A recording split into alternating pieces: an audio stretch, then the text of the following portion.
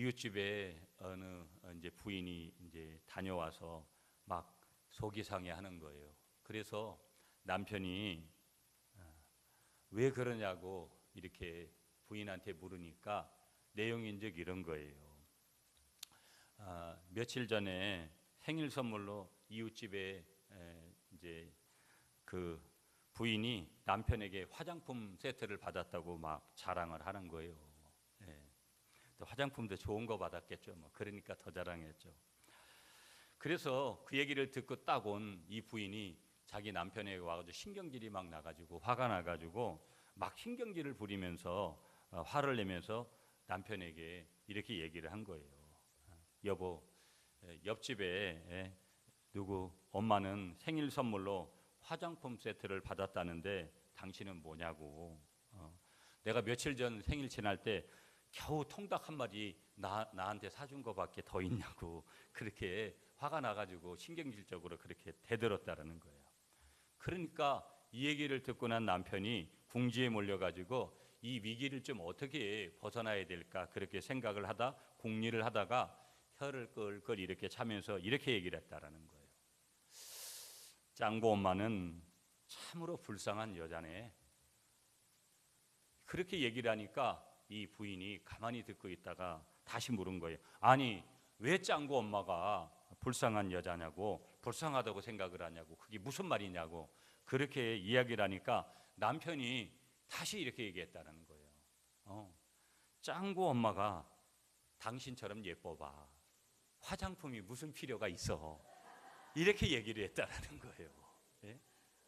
맞는 얘기 아닙니까 여러분? 가끔 보면 우리 교회는 누가 그 대상자인지 모르겠는데 여러분 여자분들이 물론 화장을 다 하지만 화장품이 필요 없을 정도로 여러분 그런 피부를 가진 분이 계시고요. 여러분 여자들은 참 변장을 잘하잖아요.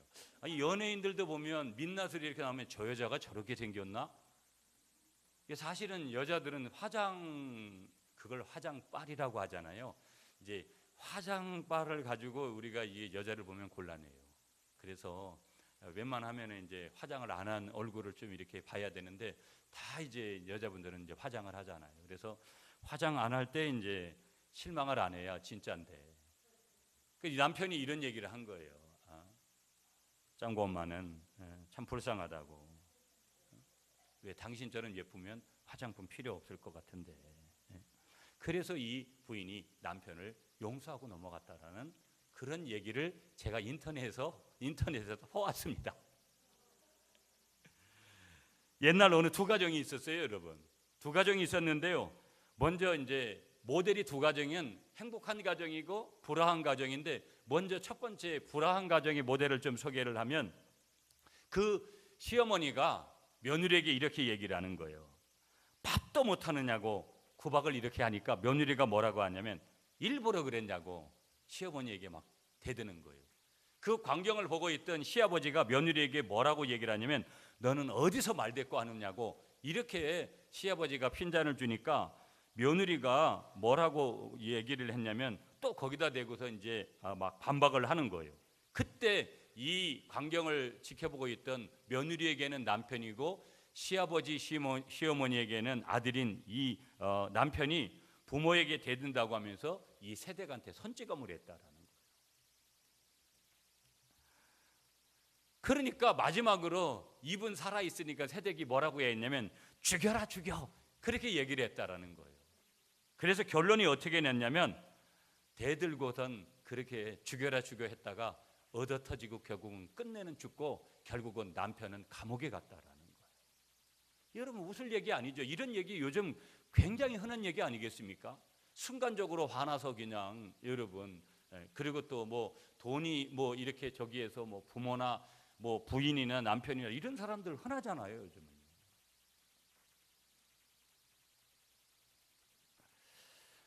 결국은 이 메시지가 우리에게 주는 한 가지가 뭐냐면 다른 사람 탓할 때 가정이 어떻게 되느냐의 문제를 우리에게 질문하는 거거든요. 자 그러면 행복한 가정, 화목한 가정은 어떠냐 이런 거예요. 보면 이 집에도 같이 시집온 며느리가 너무 긴장을 해서 그만 밥을 태운 거예요. 똑같이요. 시어머니가 얘기합니다. 얘야 내가 너무 물을 적게 부어서 태우게 됐단다. 그렇게 미안해하더라는 거예요. 이 광경을 보고 있던 시아버지가 한마디를 거듭니다. 내가 장작을 너무 굵게 쪼개서 밥이 탔단다. 그때 며느리가 감탄을 하고 이 시아버지가 이 며느리를 이렇게 감쌌더라는 거예요. 그 광경을 보고 있던 신랑이 이렇게 얘기했다라는 거예요. 내가 너무 물을 적게 길어와서 그렇게 되었다. 옛날 얘기겠죠. 요즘은 뭐 수돗물 틀면 나오는 거고 그렇지만 장작 패는 집 없지만 그래도 지금도 촌에 가면 장작돼서 밥하고 이런 집들이 있어요. 서로 이해하고 감싸주니까 밥 태운 일로 가정이 오히려 어떻게 되더라는 거예요? 화목하게 되더라는 거예요. 여러분, 오늘 뭐 계속해서 가정의 달이기 때문에만 그런 게 아니라 그래도 매년 가정에 대한 설교만 할 수 없으니까 5월 달에 우리가 좀 가정을 뒤돌아보고, 저도 한 주간 동안 제가 고향 가서 부모님들도 뵙고, 또 저는 남동생 하나밖에 없는데 남동생도 보고 뭐 서로 이렇게 이야기하고 여러 가지 그렇게, 고향이라는 것은 그저 거기에 가 있다라는 것 자체만 해도 행복감이 있는 거거든요. 여러분들도 그렇잖아요. 저는 늘 그런 감정인데, 그렇게 하면서 내게 부모님을 주시고 또 형제들을 주고 또 자녀들을 준 하나님 앞에, 가정을 준 하나님 앞에 감사하게 되잖아요. 자, 그럼 우리는 오늘 이 가정의 달에 이 메시지를 들으면서 우리는 이런 질문을 한번 해봐야 돼요. 어떤 가정을 되기를 원하는가? 오늘 설교의 제목대로 여러분, 나의 가정은 정말 행복한가? 나는 정말 행복한 가정 생활을 하고 있고 우리 가정은 정말 행복하다라고 그렇게 말할 수 있는가? 남들에게 립 서비스 하지 않고 남들에게 광고용이 아닌 실제 나는 그렇게 생각을 하고 있는가? 우리는 좀 한번 뒤돌아봐야 돼요. 어떤 가정 되기를 원하는가? 어떤 가정이고 있는가? 여러분 말씀드렸지만 가정이 흐트러지고 깨어지고 가정이 힘들어지고 오늘 그런 작금의 오늘 현실 속에 우리가 있잖아요. 정말 행복한가? 난 예수 믿는 가정인데도 왜 이런 것일까? 정말 어떤 가정이 정말 하나님이 원하시는 그런 행복한 가정일까? 여러분, 많은 사람들이 어디를 가든지 오늘요 가보면 남 탓들을 참 많이 해요. 남 탓들을 참 많이 한다고요. 어디를 가든지 그래요. 그 사람들이 유명인이냐, 그 사람들이 종교인이냐, 그 사람들이 어떤 사람이냐 가보면은 가 있는 자리들마다 대부분의 자리들이 남들 탓을 하면서 책임을 전가하는 그런 일들이 우리의 삶에 요새 얼마나 많은지 몰라요. 이미 좀 전에도 그 두 가정을 소개했지만 책임을 전가하는 가정은 네 탓이라고 얘기한 가정은 이미 불행한 가정이 됐어요. 그 말하는 순간부터.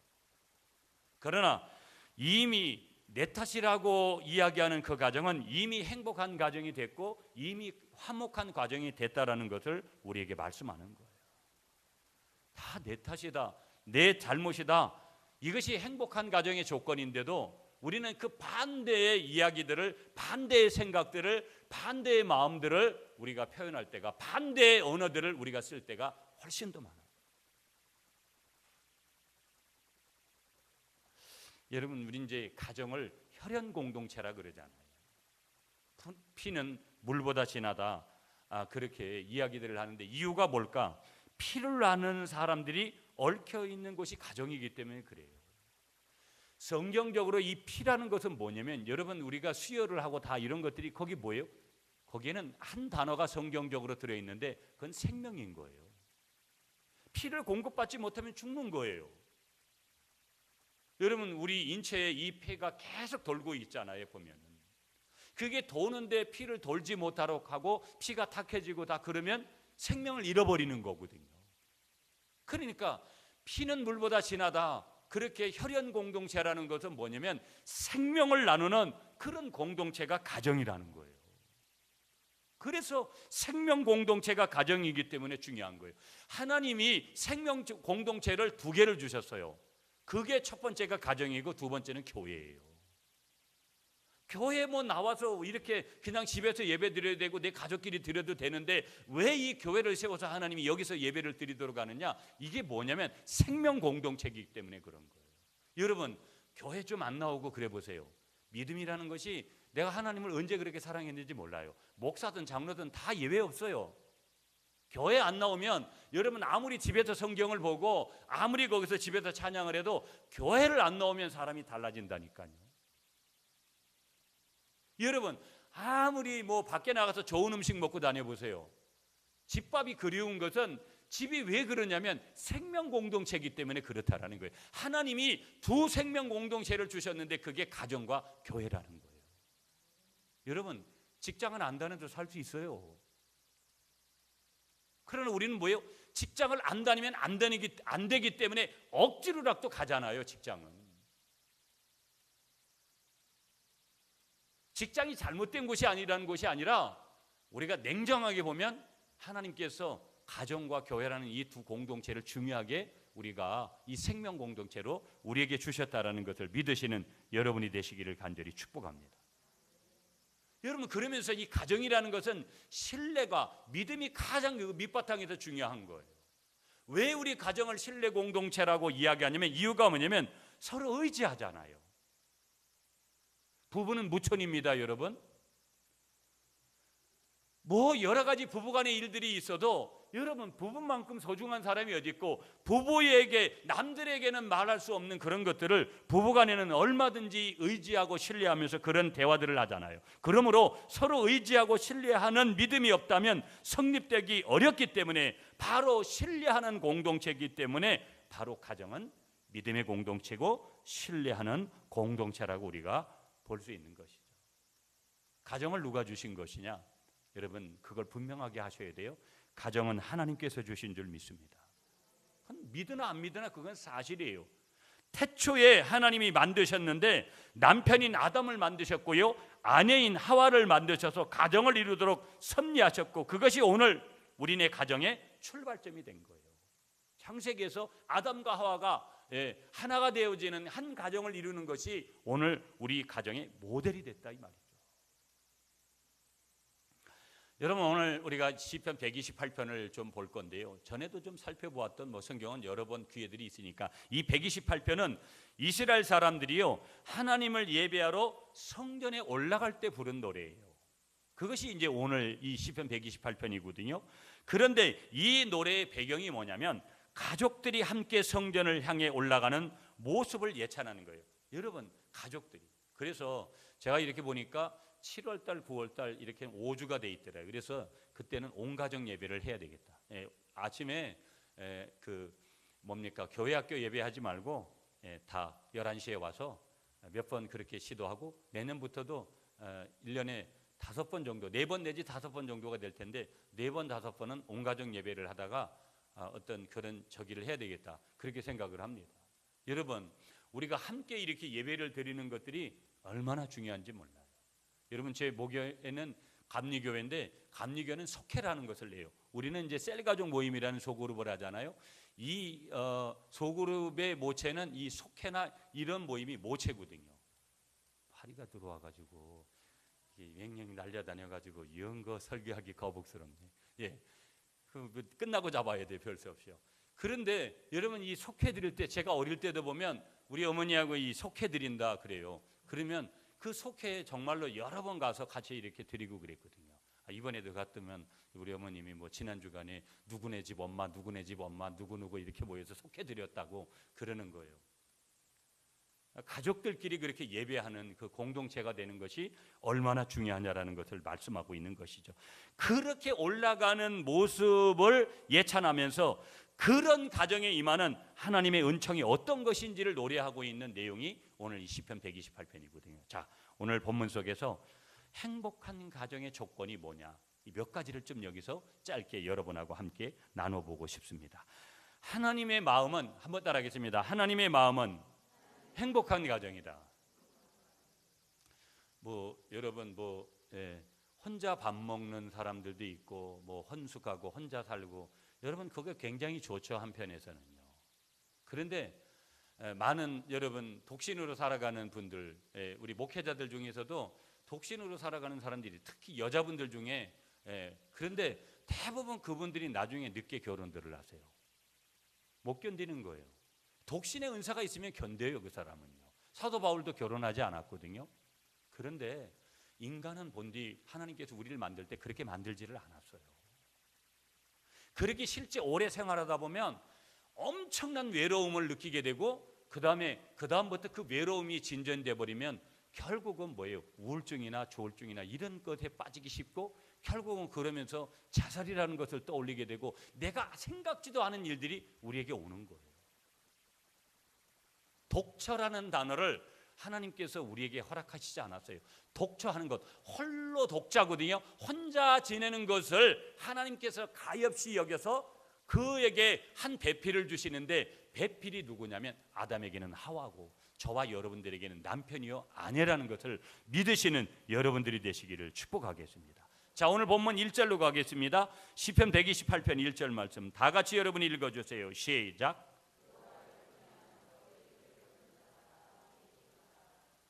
아멘. 행복한 가정을 이루는 첫 번째 조건을 1절에서 말씀을 주시는데요. 한번 따라하겠습니다. 하나님을 경외하는 것이다. 여러분, 우리 가정이 행복하려면 하나님이 빠지면 그건 의미가 달라지는 거예요. 여러분, 오늘 우리 가정에 하나님의 역사가 더 있고 하나님을 중심으로 한 가정을 이뤘다면 오늘 내 가정이 이렇지 않았을 텐데 우리는 얼마든지 누구든지 후회라는 것이 있어요. 나는 후회 없습니다. 그런 사람 없습니다. 저에게도요. 내가 하나님을 더 신실하게 하나님의 말씀을 세우고 하나님이 우리 가정의 중심이 되시는 것을 더 이루었다면 더 행복의 조건을 우리에게 분명하게 가질 수 있는 그런 기회들이 훨씬 더 많았다는 것을 인정할 수밖에 없어요. 행복한 가정의 첫 번째 조건이 뭐냐? 하나님을 경외하는 거다. 여러분 1절에 보시면 여호와를 경외하며 그의 길을 걷는 자마다 복이 있도다. 옛날 성경은 개역판은요 여호와를 경외하며 그 도에 행하는 자마다 복이 있다 그랬어요. 그의 길을 걷는 자마다 그 도에 행하는 자마다. 이 말이 무엇이겠어요? 주님과 함께하는 가정이 됐을 때에만 뭐가 있다? 복이 있다라는 것을 믿으시는 여러분이 되시기를 축복합니다. 이 구절은 위에서 말씀드린 대로 절기가 되면 가족들이 함께 손을 마주잡고 성전으로 올라가는 모습을 시로 바라보면서 읊은 노래거든요. 우리 성경의 배경대로 보면은요 가정이 행복한 첫 번째 비결을 여기서 말씀하는데 온 가족이 함께 하나님을 경외하는 것이다. 여러분 주일이 되면 여러분 우리가 산으로 가든지 바다로 가든지 여러분 그걸 성경은 허락하지 않았어요. 다른 날 가는 것은 반드시 허락했죠. 하나님께서 만나를 주십니다. 여러분 구약에 만나와 메추라기를 주세요. 이스라엘 백성들에게. 그런데 하나님께서 원칙을 하나 세우십니다. 그들은 안식일을 지키잖아요. 안식일 전날은 반드시 이제 이틀분을 만나를 취하게 되는데 사람들은 욕심이 생기잖아요. 욕심이 생겨서 더 가져온 것들은 벌레가 나서 절대 못 먹도록 그렇게 만드셨어요. 무슨 얘기냐? 모든 것은 원리가 있는 거예요. 컴퓨터를 켜야지 그 내재되어 있는 모든 자료들을 보는 거예요. 스마트폰을 켜야지만이 여러분 거기에 자료를 검색하는 창에 들어가야지만이 우리가 그 고급 정보들을 얻어올 수 있는 거예요. 하나님의 원리도 마찬가지라는 거예요. 주일은 안 된다라는 거예요. 그래서 주일 성수인 거예요. 주일을 성수해라. 다른 말로 하면 주일을 사수해라. 어떤 경우에도 주일을 범하지 마라. 철저하게 지켜라. 하나님께서 그렇게 말씀하시는 거예요.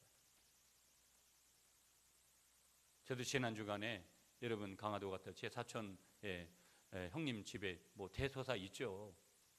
부조만 하고 말았어요. 어떤 경우에도 너무 죄송하죠. 여기 계신 분들이 하루아침에 그렇게 다 갈 수 없어요. 아직 신앙생활을 출발하시는 분들이 계시기 때문에. 그러나 성경의 원칙은 그러하다라는 거예요. 오늘은 뭐 하는 날이냐? 깔끔한 우리의 모든 정장을 하고 하나님 앞에 예물을 준비하고 우리가 하나님 앞에 몸과 마음과 영혼을 드리는 예배하는 그날이 오늘인 줄 믿습니다. 이 자리에 우리 온 가족이 이렇게 함께하는 거 매우 중요하다라는 거. 여기 하나님을 경외한다 이렇게 말씀하시는 것은 하나님을 경외한다라는 것은 구약 성경의 경건의 핵심이에요. 구약의 경건의 핵심은 뭐냐? 너 경건이 뭐냐? 보여주는 것은 한 단어가 뭐냐? 다른 말로 경외를 한다. 나 하나님 경외합니다. 이 말은 구약의 경건의 핵심인데 그만큼 경건하게 살고 있다라는 거예요. 여러분 우리가 나 하나님 사랑한다고 나 하나님 때문에 내가 이렇게 못한다고, 내 이렇게 해야 된다고. 이 말은 곧 하나님을 경외하는 거고 경건의 핵심이더라는 거예요. 이 경외라는 단어가요, 보면 여러 가지 의미가 있는데 두려움의 마음의 한계가 있고요, 하나님을 두려워하는 거예요. 또 한편에는 뭐 마음이 있냐면 존경을 아울러 지니고 있는 내적인 태도예요. 하나님을 어떤 때는 두려워해요. 두려워해야 됩니다. 아멘이십니까 여러분? 그러면서 하나님을 어떤 때는 존경하는 거예요. 이 두 마음이 내재되어 있는 그 마음이 뭐냐? 경외라는 뜻이에요. 경외. 하나님을 경외하시는 여러분이 되시기를 간절히 축복하겠습니다. 미국은요, 여러분 보세요.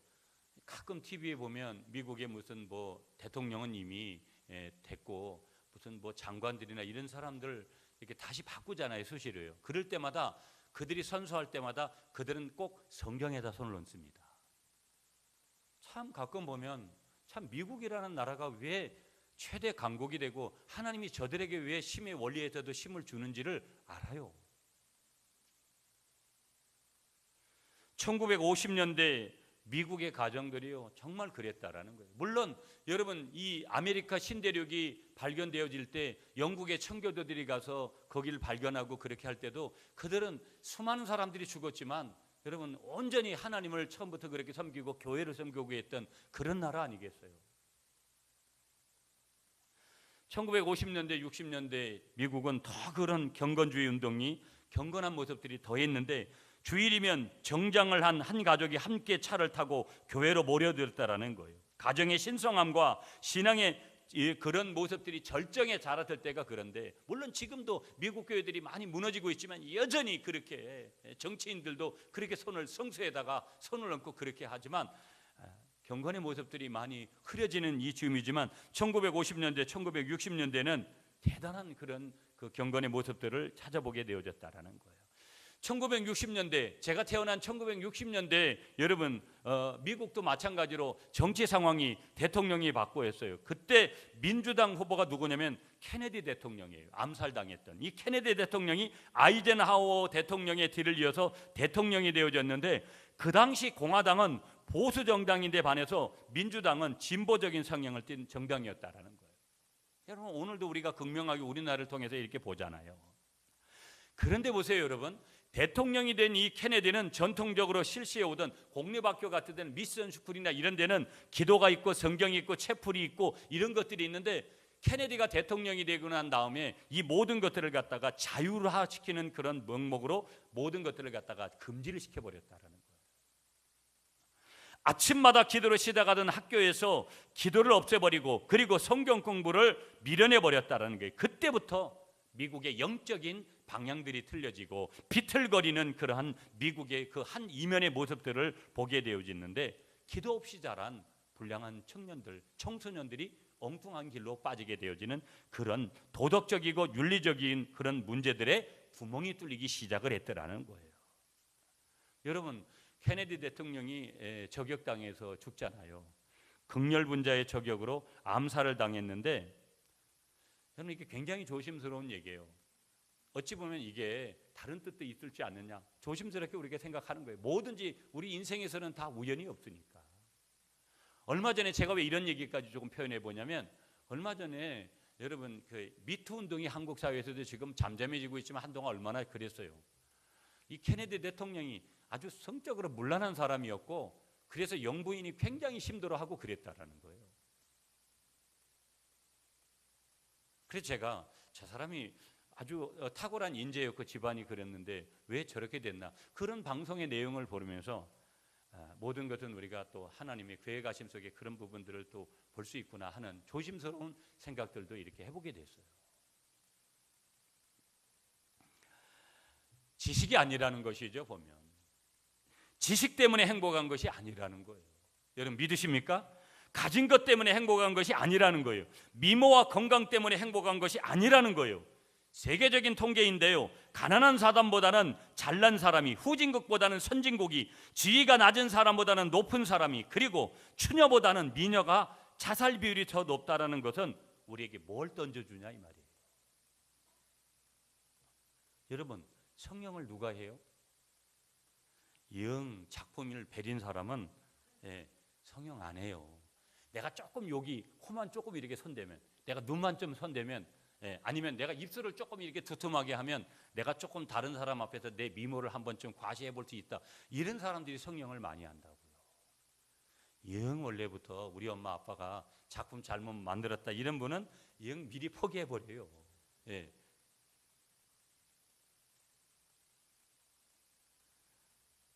오늘 성경은 우리에게 뭘 말씀하는 거예요? 비밀은요. 한번 따라하겠습니다. 하나님을 함께 섬기는 가정이 복이 있습니다.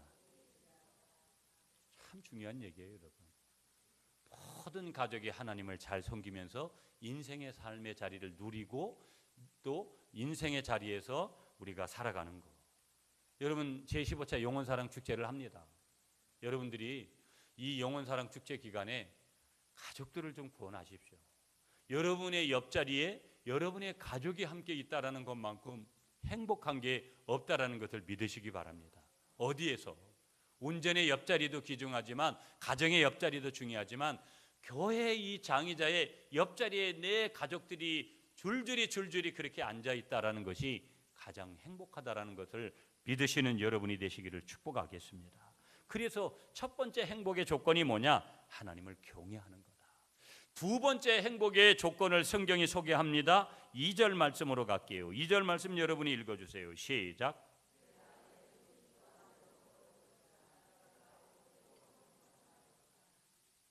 내가 내 손이 수고한 대로 먹을 것이라 내가 복되고 형통하리로다. 한번 따라하겠습니다.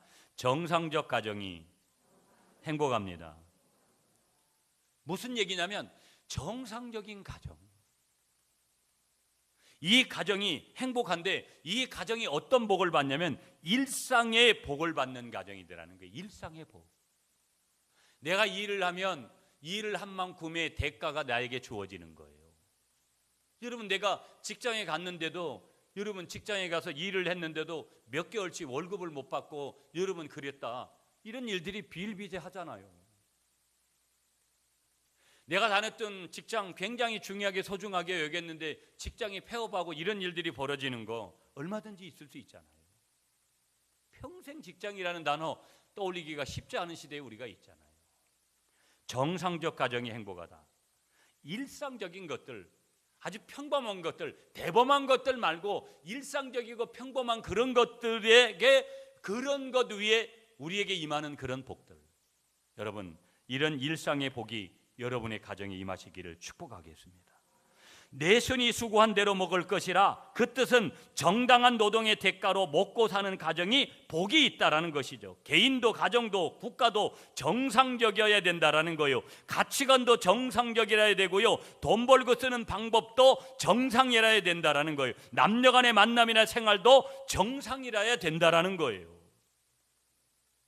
여러분 가끔은 뭐 밀수를 하고 가끔은 비정상적인 그런 것들을 하는 사람들이 결국은 당하는 건 뭐예요? 수치죠, 수치.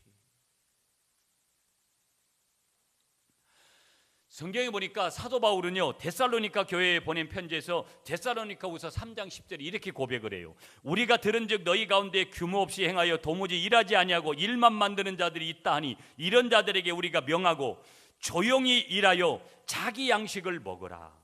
그리고 뭐라고 얘기를 하냐면요 일하기 싫거든 먹지도 말게 하라. 여러분 일하는 사람이 먹는.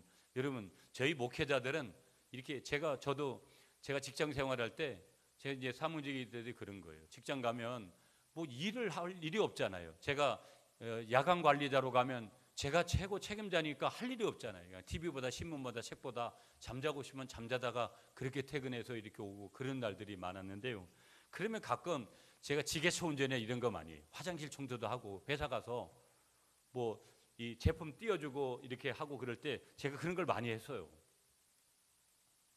왜 이런 얘기를 드리냐면요. 제가 이제 일을 좀 하고 강화도 가서 5일 동안 있는 동안에 오는데 하루 가는데 하루니까 3일 동안은 강훈련이거든요. 밥만 먹는 거 잠자는 것 이외에는 거의 바닷가에 가 있어요. 그런데 여러분 다 그렇게 바닷가 가서 갔다 와가지고 밥을 먹으면 밥맛이 그렇게 좋잖아요. 무슨 얘기일까요? 몸을 움직이니까. 여러분 몸을 움직이기 좀 안 하시는 그런 직종에 일하시는 분들은 훨씬 또 몸을 좀 이렇게 움직이면서 하시는 분들은 늘상 그런 걸 못 느끼시는지 모르겠지만 여러분 몸을 이렇게 많이 움직이지 않다가 몸을 움직여서 이렇게 먹는 것 하나만 해도 이게 얼마나 감사한지를 거기서 깨달아요. 그리고 그렇게 밥맛이 좋고요. 아멘이십니까 여러분? 우리가 일할 수 있다라는 거, 그것은 반드시 어떤 조건이 우리에게 주어지는 거예요? 먹을 수 있다라는 조건이, 그 자격이 저와 여러분들에게 이미 주어지는 줄 믿습니다. 여러분 이제 남아프리카 쪽에 가면 다이아몬드가 많이 납니다. 그런데 다이아몬드가 워낙 고가잖아요. 보석이니까. 그래서 거기 직원들은, 우리가 조폐공사나 이런 데도 다 그런 거 하잖아요. 옛날에 그 뭐 이거 돈 찍어내는 그런 기관들이나 아주 중요한 기관들은 다 그런 거 하잖아요. 엑스레이로 다 이제 사원 한 사람들 다 이렇게 찍어가지고 그렇게 혹시라도 주머니에 넣어가고 앉는지 그렇게 하잖아요. 그런데 사람들은 참 묘해요. 별의별 사람들이 다 있잖아요. 결국은 어디를 숨겨가든지 그렇게 보안을 해도 숨겨가는 사람들이 생겨가지고 다이아몬드 전체 생산량의 20%는 엉뚱한 대로 소위 말해서 이 도시가 가지고 가는 거예요. 정상적이지 않은 것이죠. 여러분 오늘 인생에서요, 우리가 도둑이 재발절이다, 우리가 그런 표현하듯이 인생에서 비정상적이고 하나님 앞에서 위축받을, 하나님 앞에서 지적받을, 하나님 앞에서 회개해야 될 모든 것들은요 반드시 회개하게끔 돼 있어요. 반드시 후회하게끔 돼 있어요. 그것이 어떤 날이 됐든지 반드시 후회하게끔 돼 있는 거예요. 이 무슨 얘기예요? 모든 것은 정상적이라야 되는 거예요. 가정도 정상적으로 돼야 되죠. 비정상적인 가정이 되면 아까도 소개했지만 불행한 거예요. 일상적인 것들이 돼야 된다라는 거예요. 여러분 내 개인의 삶도, 여러분 오늘 공동체의 삶도, 교회든 어디든지 오늘 우리 사회든지 모든 것들이 일상적인 곳에서 평범한 곳에서 모든 것들이 나와야 돼요. 사람들은요 대범한 것들, 특별한 것들을 생각해요. 로또 복권식의 인생의 것들을 생각을 해요. 그것이 나쁜 것은 아니지만 자꾸 그런 식으로 우리가 모든 것들을 집중하다 보면 거기에서 문제가 생기는 거예요. 평범한 것, 일상적인 복을 구하시는 여러분이 되시기를 축복하겠습니다. 여러분 평범한 거, 그저 내가 새끼 밥 먹고 그저 건강하게 가족들하고 웃고 지내는 이런 것들에 대한 감사가 저와 여러분들에게 있어야 될 줄 믿습니다. 아주 특별한 거, 내가 어떻게든지 한탕 해가지고 내가 우리 가족들을 살리겠다. 여러분 그 한탕은 영원히 오지 않고 끝날 수도 있어요. 정상적인 가정이 행복한 가정이다. 일상적이고 보편적인 가정이 행복한 것이다. 자, 우리가 한 가지만 더 보면서 우리가 말씀을 좀 정리해 보고 싶은데요. 자, 여러분 3절 말씀으로 한번 가주세요. 3절 말씀 시작.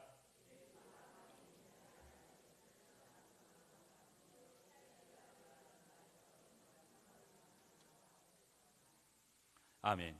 한번 따라하겠습니다. 안방이 평안해야 평안합니다. 여러분 여기 지금 3절 말씀에 내 집 안방에 있는 내 안에는 결실한 포도나무 같으며 내 식탁에 둘러앉은 자식들은 어린 감람나무 같으리라.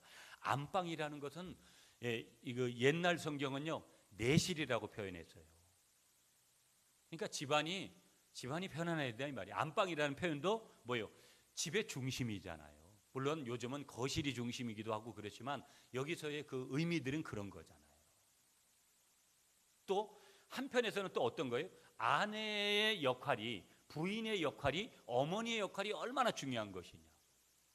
여러분 뭐 우리 사회도 모계 사회 같은 그런 영향들이 컸잖아요. 어머니가 절대적이었고 지금은 많이 달라지는 그런 부분들이지만 어머니의 역할이 얼마나 현숙한 그런 모습이 있냐, 그걸 여기서 말씀하는 것이죠. 식탁에 둘린 자식은 어린 감람나무 같다. 여러분 자녀들이 건실하게 이렇게 여러 자녀들이 있는 가정들 보면 참 대단하고 부럽잖아요. 그걸 여기서 말씀하고 있는 것이죠. 심리학자들이 얘기합니다. 여러분 고독이란 인스턴트 식품보다 더 해로운 반면 사랑은 생명을 구할 수도 있다. 여러분 믿으세요? 믿으시냐고요?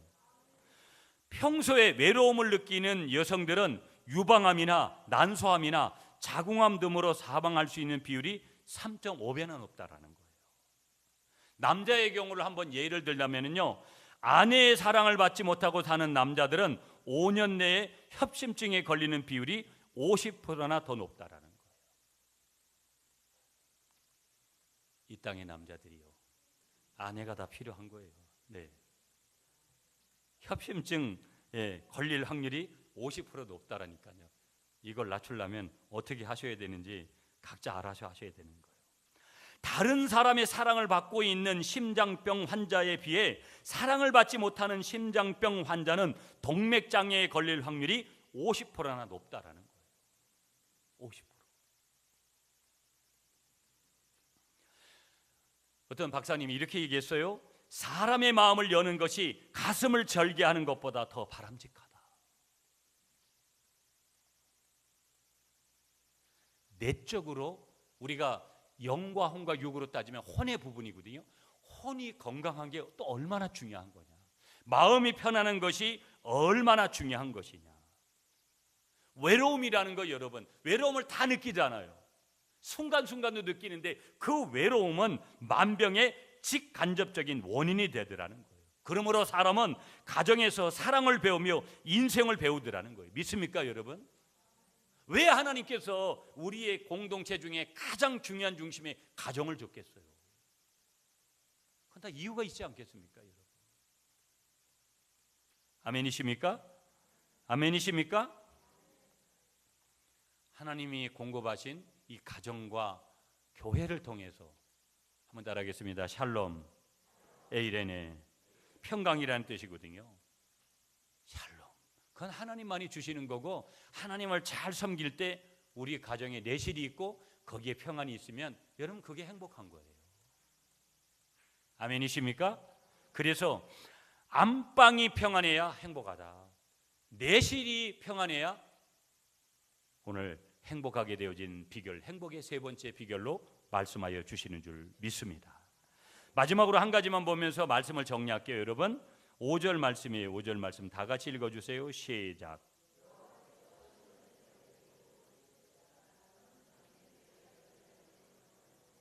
아멘.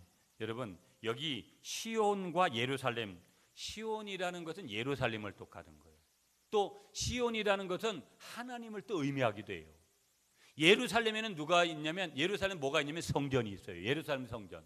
예루살렘 성전에 누가 계세요? 하나님이 계신 거예요. 그러니까 짧게 말씀을 드리는데, 여러분, 오늘 행복한 가정을 이루기 위해서는 분명한 것이 뭐냐? 아까도 말씀드렸지만 예루살렘을 바라본다, 시온을 바라본다. 이 말은 뭐냐? 성전 중심의 신앙생활이 돼야 된다. 성전 중심의 인생살이가 돼야 된다라는 거예요. 오늘로 말하면 교회 중심의, 교회가 있는 인생살이가 돼야, 내 심장이 교회를 섬기면서 교회가 있는 가운데서 가정생활이 돼야 그 교회 안에 계신, 교회 안에 성전 안에 계신 하나님을 바라보는 가정이 돼야 행복하다라는 것을 믿으시는 여러분이 되시기를 간절히 축복하겠습니다. 말씀 정리할게요, 여러분. 가정의 달이 돼서 가정에 대한 메시지들을 좀 몇 주간에 이렇게 말씀을 드렸습니다. 여러분, 이미 가정이 좀 힘들어진 분들도 계실 수 있어요. 다 있을 수 있습니다. 가정이 항상 다 온전할 수는 없습니다, 여러분. 저희 가정도 그렇고 여러분의 가정도 그렇고. 분명한 것은 가정을 지켜내야 됩니다. 이게 매우 중요한 거예요, 여러분. 가정을 지켜야죠. 또 중요한 것은 행복한 가정을 이루라는 거예요. 왜 그러면 하나님이 하나님의 자녀들에게 너희들은 행복한 가정 생활하다 와라. 그래서 행복한 가정은 하나님이 주시는 거예요. 여러분, 옛날에 학교 다닐 때 이 페스탈로찌라는 스위스의 교육가 많이 이렇게 얘기 들었잖아요. 그분이 이런 얘기했어요. 가정이란 우리 인간 생활에 있어서 최상의 학교다. 인간 생활의 최상의 학교가 어디냐면 가정이라는 거예요. 가정이 이렇게 중요하다라는 거예요. 여러분, 미국의 헨리 포드라고 자동차 왕이 있잖아요. 헨리 포드가 자동차 산업으로 일약 거부가 된 다음에 그 고향에다가 조그만 집을 지었어요. 여러분, 이번에 23세 이하 거기 축구대회에서 그 박항서 감독이 베트남의 감독을 맡아가지고 그 준우승을 지켰잖아요. 그래가지고 베트남에서 아주 스타가 됐습니다. 이분이 그 우리 무슨 경남인가요? 거기 어디 고향이더라고요. 그분이 그 산청이죠, 산청. 예, 산청이 고향인데 이분이 무슨 고향 친구들하고 자기 어머니 모친이 90 몇 세신데 거기서 뭐 무슨 프로그램을 베트남 가서 하는 프로그램을 하는데 막 눈물 흘리더라고요. 어제요. 그러면서 자기 고향, 자기 초등학교 다닌 뭐 자기가 옛날에 그 성적표까지 이렇게 막 공개를 해서 이렇게 보는데 막 눈물을 그분이 흘리는데 좀 감동이 쫙 이렇게 오더라고요. 이 포도가 그의 고장에다가 이 집을 짓고 조그만 집을 지었는데 친구가 찾아서 이런 얘기를 했어요. 여보게, 백만장자의 집이 이렇게 초라해서 되겠는가? 아니 친구, 뭐 집을 좀 화려하게 짓지 왜 이렇게 지었느냐고 친구가 와서 얘기를 하니까 이 헨리 포드가 이렇게 답변을 했다라는 거예요. 이 사람아, 가정의 행복이란 건물에 있는 것이 아닐세. 그 속에 가족 간의 사랑이 있다면 그것으로 족하지 않겠는가? 여러분, 가정의 행복이 뭐 내가 아파트 몇 평짜리에 사느냐, 내가 이게 무슨 단독 건물이냐 이런 데 있지 않다라는 거예요. 전 제가 5평 반짜리 컨테이너도 생활을 해보고 여러 가지 그러면서 불편하긴 불편하죠. 건물에 있는 것이 아니라 가족 간의 사랑이 있다라는 거. 5월의 달에 다시 한번 우리 가정들을 되돌아보시면서 행복한 가정입니까? 예스! 그렇게 대답하시는 여러분의 가정 되시기를 간절히 축복하겠습니다.